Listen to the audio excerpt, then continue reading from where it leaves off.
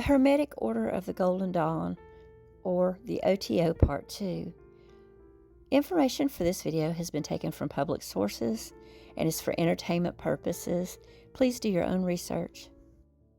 No figure embodied Golden Dawn's dramatic tensions more vividly than Aleister Crowley, and we aren't surprised by that, are we? Joining in 1898 as Frater Perdurabo, the brilliant but abrasive young man rose through the grades with astonishing speed. Mathers, the order's autocratic chief, took him under his wing and personally initiated him into the Second Order in Paris in 1900, overriding objections from the London Temple. The favoritism ignited rebellion. In a theatrical confrontation, again, we're not surprised, it's Aleister Crowley, by the way, Crowley, dressed in Highland garb and armed with a dagger, attempted to seize control of the London Temple. Yeats and other adepts resisted. Crowley was expelled amid accusations of black magic and power-seeking.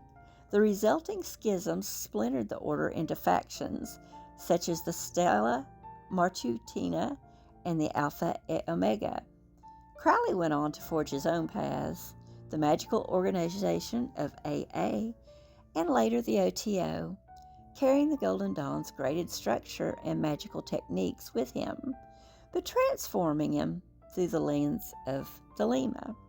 And then, again, we know nothing's simple with Aleister Crowley. Beneath the rituals and rivalries ran deeper ideas of spiritual eugenics.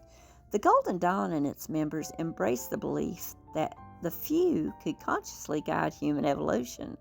Crowley's Book of the Law declared contempt for the outcast and the unfit, while Yeats worried about racial and cultural degeneration and joined eugenic societies.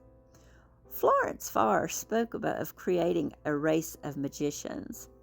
Israel Regardie later described the system as an elitist path for those few who are willing to take evolution into their own hands. Though the original Golden Dawn fragmented by the early 1900s and largely faded by the 1930s, its model of hierarchical initiation, syncretic knowledge, and spiritual elitism proved extraordinarily resilient. That legacy echoed decades later in the work of Michael Aquino and his wife Lilith. In 1975, Aquino, a U.S. Army lieutenant colonel specializing in psychological operation, split from Anton LaVey's Church of Satan. Together with Lilith, then Lilith Sinclair, they founded the Temple of Set. Explicitly drawing upon the ceremonial initiatory framework of the Golden Dawn and Crowley's systems, the temple offered a structured path of self-deification through the principle of Zeper, conscious evolution toward divine individuality. And if Michael Aquino and his wife sound familiar to you, he was involved with the Presidio and some of the accusations during the Satanic Panic of child care abuses. But he was also on several talk shows at the time. Ask your mom, so we'll probably remember. Aquino even assumed the Golden Dawn's highest grade of Ispasmus. Lilith Aquino played a central role in the temple's rituals, leadership, and specialized elements. This helped sustain its hierarchical character. In this way, the Victorian quest for hidden knowledge and an occult elite found powerful new expression in the late 20th century.